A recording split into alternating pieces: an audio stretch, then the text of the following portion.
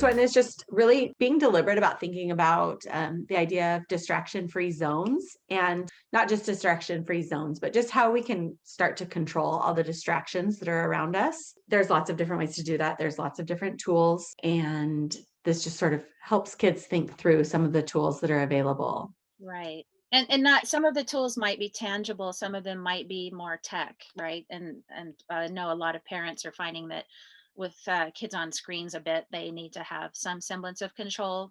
I don't think that people should be sneaky and say, "Oh yeah, I blocked your screen. I didn't know that." It's nice to collaborate with a student on Yeah. maybe having some ownership with when they need to block screens when they're an issue. But that is another part of the strategy is maybe you need technology. This toolbox item just helps you and your student think through what their distractions are and brainstorm solutions. I think a lot of times students seem like they almost want the distractions in their life because they want to not have to do their work. But once they really start talking about it, they tend to be more open to, like, how can we problem solve this? I would actually like to get rid of my distraction, even though it might not seem like it. Once they have some control over how to control their distractions, they are more open to getting rid of the distractions, if that makes any sense. Yeah, that sure does. And that I often will have students tell me, "Well, my little sister bothers me all the time."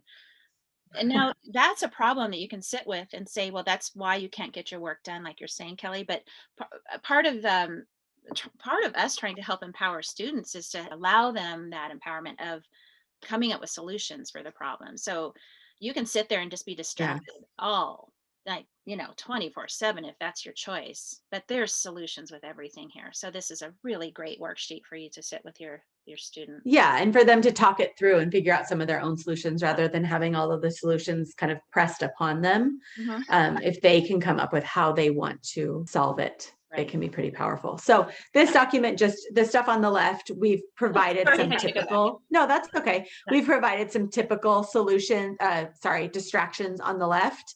And then the right column would be where your student would brainstorm solutions. And then the check mark is kind of for them to check off the ones that apply to them. And then there's some blank spaces at the bottom to add more distractions that maybe we didn't consider or think about when we were Yeah. But creating there's this. yeah, we need There's plenty. another blank sheet for that. Right? Exactly. Feel Okay, free to turn the document over there and you go. keep going on that.